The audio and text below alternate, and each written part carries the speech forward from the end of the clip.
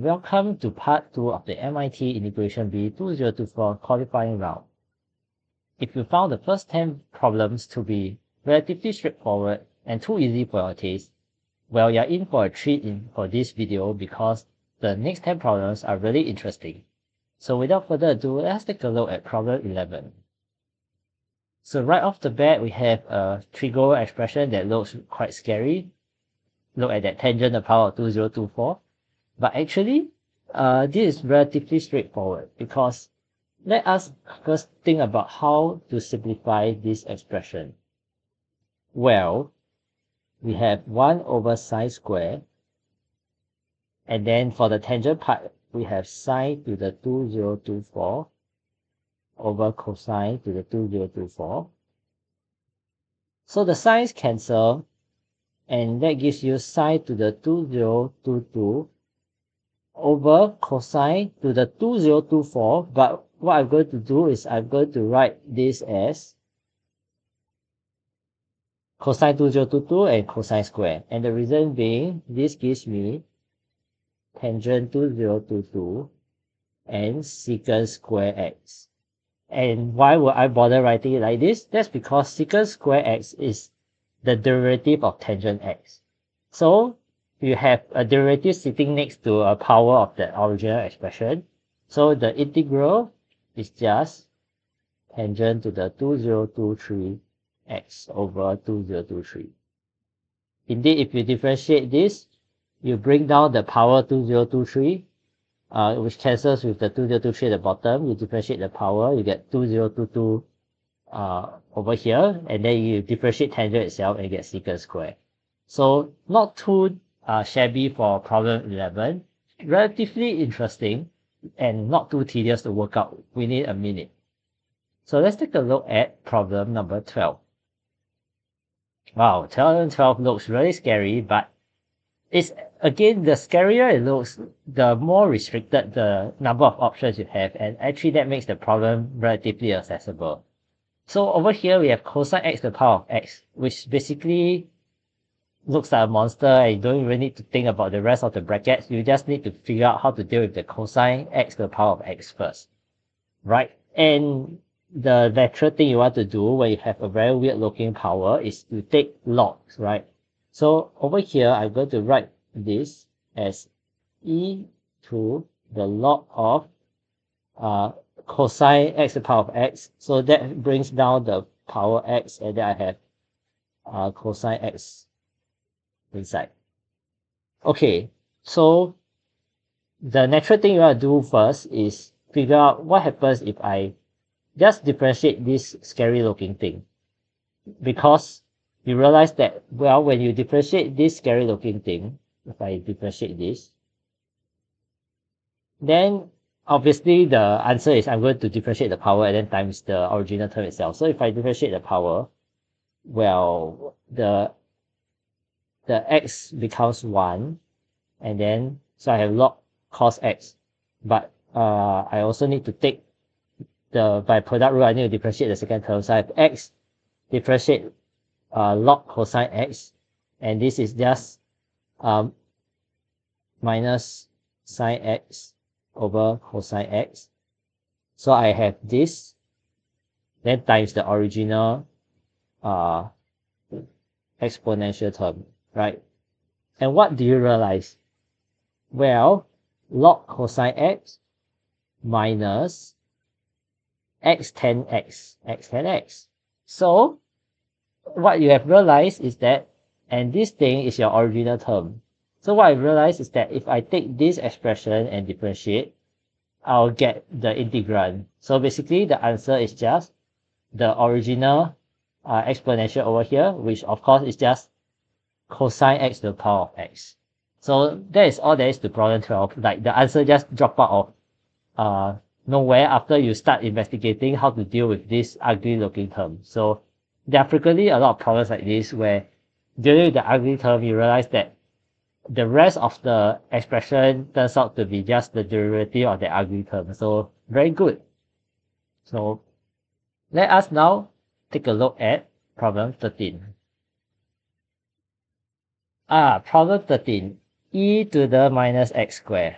a classic problem. So this tests your knowledge about using the normal distribution probability distribution function. So if you recall, the normal distribution have probability distribution function that looks like this.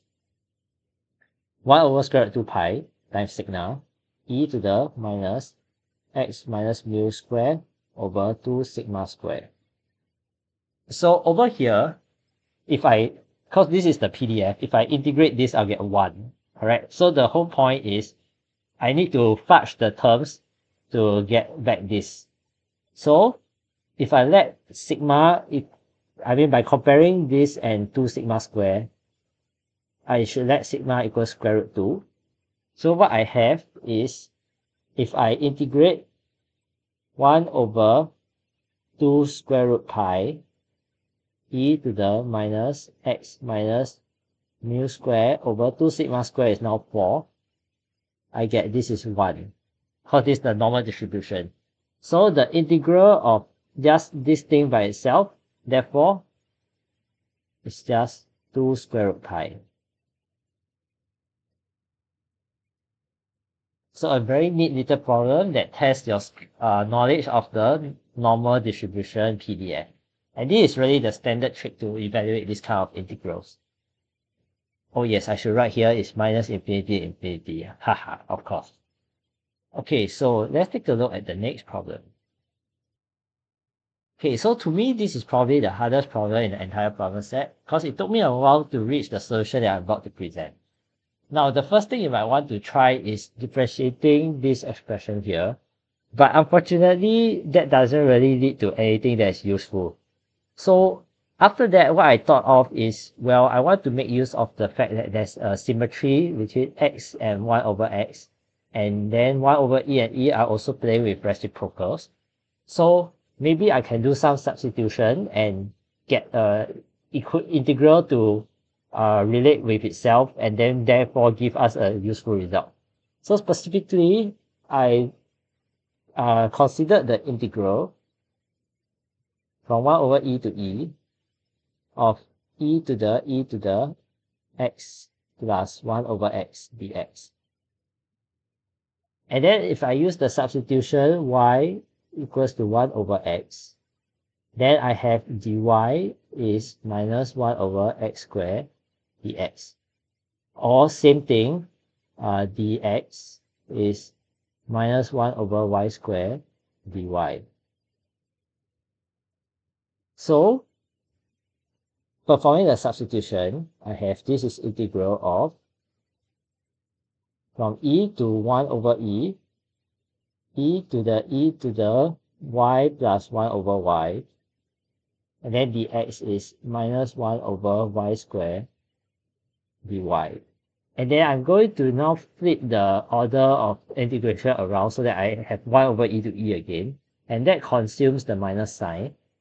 So I have integral 1 over e to I'm going to now change the dummy variable y back to x, like x plus 1 over x squared dx. And then what you realize is, indeed, you get this whole part back. And so, if you were to move this expression to the left-hand side of this, you will realize that very nicely you get integral 1 over e, 1 minus 1 over x squared, e to the x plus 1 over x dx. This thing is just 0. So, very cute little problem over here. I'm not sure doing this substitution on this integral is the most intuitive approach to solving this problem, but it certainly took me a while to find it, but once you find this, the solution is not too difficult. So hope you enjoyed this problem as well. Let's take a look at problem 15. So for problem 15, this time we have another ugly looking exponential, and well, this time differentiating the ugly looking exponential actually helps. So if I were to differentiate this expression, so let's differentiate. what do we get? Well, you bring down the power and differentiate it. So you have e to the x, and then plus x e to the x, right? The whole thing times the original e to the x, e to the... Okay, so what does this tell us? Well, if we take out e to the x, then what we realize is that this is e to the x, x plus 1, e to the x, e to the x. Okay, so that means actually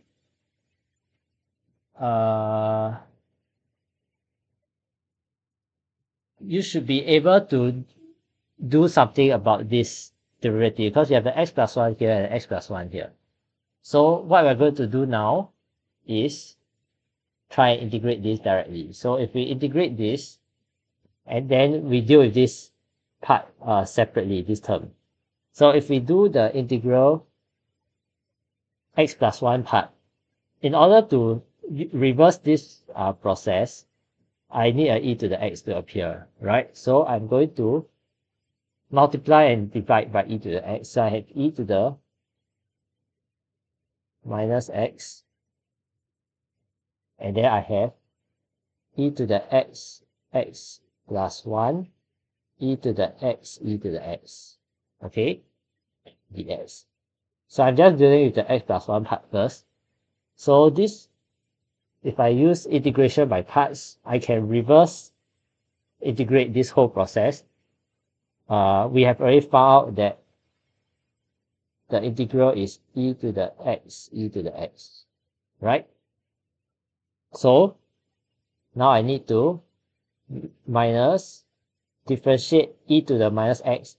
So I have minus e to the minus x, then e to the x, e to the x.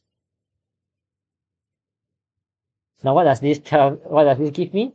Actually, it's very nice. I have e to the minus x, e to the x, e to the x. The minus become plus. Integral e to the minus x, e to the x, e to the x. Then what I realized is that, hey, this is the e to the minus x that I was looking for. So if I shift this to the left-hand side, then I'll get my whole integral is basically equal to this answer. So the final answer is just what I just underlined, which is e to the x, then e to the x minus 1. So hope you enjoyed this problem as well. It's quite one of those problems where you use a standard trick of differentiating what is the ugly expression, and then realizing that, hey, the derivative pops up somewhere, and then you try and reverse engineer the process. Okay, let's take a look at problem 16. Finally, we get another trigo problem, and this problem is a quick break from all the heavy problems we have been seeing so far, because the derivative of arctan, just to remind you, if I differentiate arctan, I get 1 over 1 plus x squared. And if I differentiate arc hyperbolic tan, I get 1 over 1 minus x squared, which appears here. So actually, this answer is just, you use the product rule in reverse. The answer is just arc tan x, arc hyperbolic tan x. The product of these two. Because if you differentiate, then you will get, keep one term, differentiate the other term, which matches this, and then you keep the other term and differentiate the other term, which matches this. So that's really all there is to this problem. It's just based on the observation that the derivative crosses over to each other, so you use product rule in reverse. So hope you enjoyed this problem. It's a quick break from all the heavy problems that we have seen so far, and we are back to another heavy looking problem. So over here we have an infinite sum, which looks really crazy, but actually, why not just write out what the infinite looking sum looks like? Because you do know how sine behaves. So over here, the sine function would be like 0, 1, 0, minus 1, 0, 1, 0, minus 1, and so on. So I just write that down and then it repeats. So this infinite series here is actually just x minus x cubed plus x5 minus x7, etc. Okay, and then I'm going to integrate this, which I can do it directly. I can integrate term by term. This is not an analysis class, so we can just pretend we can integrate term by term. So then I have x4 over 4 plus x6 over 6 minus x8 over 8 and so on. And then we have an infinite sum, which means we need to find some Taylor series that matches this. Okay, and the closest that you might probably realize is what? That's right, it's actually the log function. So what you might recall is log 1 plus x has the following expansion. X minus x squared over 2 plus x cubed over 3 minus x4 over 4 plus dot dot dot. And that comes very close to matching this. What you have instead is that the powers are doubled and the coefficients are half, right? So basically the answer is then just half log 1 plus x squared. Because if you substitute in x squared over here, your powers are going to double, which will match all these powers, but your coefficients are still a factor of half away, so I just multiply by half. So very quick answer to problem 17 once you bite the bullet and just write out what the infinite series is. Okay, let's take a look at problem 18, which involves yet another infinite series. But this one is also really interesting.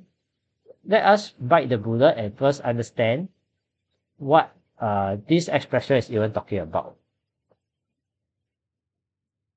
Okay, so over here, this is just a lot of terms in a polynomial, right? So this is x to the power of 1. The smallest term is 2 to the power of minus 1012. So I have this, and then x to the power of 2 to the power minus 1011. And then plus so on. Then I have x to the power of 1. Then plus again more powers of 2, and then eventually I have x to the power of 2 to the power of 1012. Okay, so just take a moment to digest this expression if you need to, but it's basically just x to the power of various powers of 2 that run from minus 1012 up to 1012. But there's really no need to be afraid about this, because I can now directly integrate. These are all just polynomial expressions. So if I directly integrate x to the 2 to the power k, what happens? So I'm just going to clear the slide again, and let's just integrate x to the 2 to the power of k. What happens? So if I integrate, then I'm going to just get this standard polynomial integration. It's just this, right? You increase the power by 1 and you divide that power in the denominator. And I'm going to now integrate this from 0 to 1. What do I get? Well, when x equals 1, this whole power on top is just 1. And when x is 0, the thing on top becomes 0. So just 1 over 2 to the power of k plus 1. So now this question becomes just finding the sum of this 1 over 2 to the power of k plus 1 as k runs from 0, or rather runs from minus 1012 to 1012.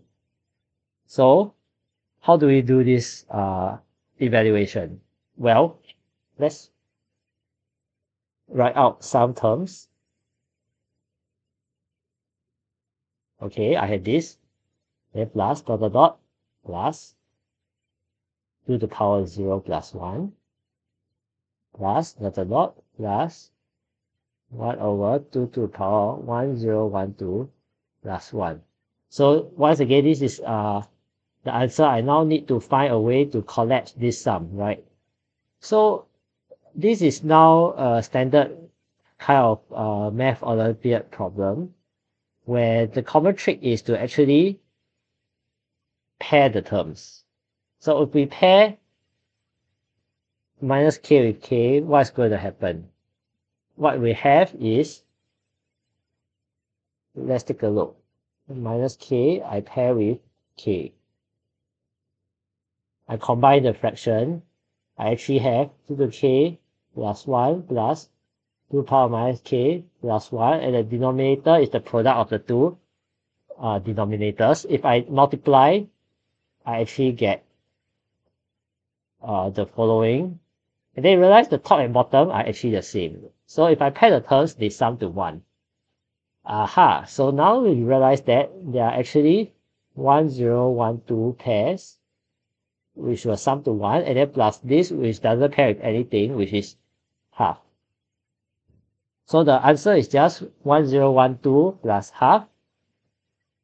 So, and that is 2025 over 2. So that's all there is to problem 18. I hope you enjoyed this problem as well. It's quite interesting. And now we have problem 19, which is a problem with ugly looking denominator. But actually, this is a standard problem in terms of dealing with, how do you say, rational polynomial expressions, right? So the standard trick is you need to first write this in terms of a proper fraction. This power is currently matching or equal to, bigger than or equal to the denominator. So I can first divide, do your usual polynomial division. So I will have integral half. So I have 2 to the x4 now. I put a half and a 2 here. And so what I have is 1. So I need to do this division, right? So 1, and then plus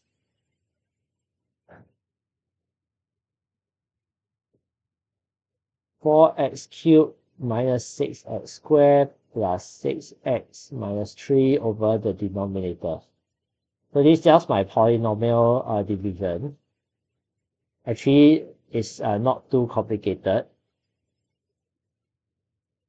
Because basically, to see it in reverse, if I combine with the plus 1, then all this, the top and bottom cancels all these terms, and I'll be left with 2 to the x to the 4 at the top. So this is basically the standard way of simplifying your rational polynomial. And what do we have now? Now you realize that if we differentiate the bottom here, then I have 8x cubed and then minus 12x squared plus 12x minus 6. So if I differentiate the bottom, I get double of the top. So that means if I divide by, or rather multiply by half and then multiply by 2 at the top, then my top is now the derivative of the bottom. So in the end, the answer is just firstly half x for this part here, and then plus a quarter of log of the bottom. Blah, blah, blah, plus 3. So, interesting problem 19. Not too difficult if you apply the usual technique of how you should approach a rational polynomial function integration question. And finally, let us take a look at problem 20, which, to be honest, it looks really, really interesting. Something that looks quite insane. But once you get to solving it, it's a little bit underwhelming. So let's try and solve this problem. And I mean, the standard way to solve this kind of infinite recursion problem, I mean, the standard trick is you let this expression be equal to c. Then what we have is x plus this thing is also c, is the expression itself, over 1 plus this thing again is the expression itself, so it's c, equals c. So if you were to simplify it, x plus c equals c plus c squared, which cancels, then c is just square root x. So this shows that this whole expression here is just square root x. So it's just a lot of gimmick to represent the integral from 1 to 3 of square root x dx, which I'm sure you'll be able to solve by yourself. So a little bit underwhelming, it looks scary, but actually just apply the usual trick for such recursion questions, and it's a very simple integral. So that's all for this year's MIT Integration B qualifying round questions. I hope you enjoyed the videos. There are some really interesting problems, especially more so in the second half, but I would say overall it's much more manageable this year. So stay tuned to the channel for more math videos.